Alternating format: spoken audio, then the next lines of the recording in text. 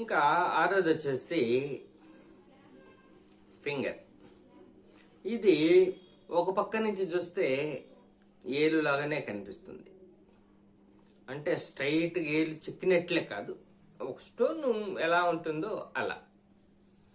అదే ఇంకో పక్క నుంచి చూస్తే ఇలా ఉంటుంది, అంటే ఈ బటన్ వేలు యువతల ఏళ్ళు కూడా సపోర్ట్ ఉన్నట్టు గ్యాపు ఇదంతా ఇట్లా సపోర్ట్ ఇస్తుంది. ఏంటంటే విష్ణుమూర్తి యొక్క చక్రమును పట్టుకునే పోస్చర్ ఫింగర్.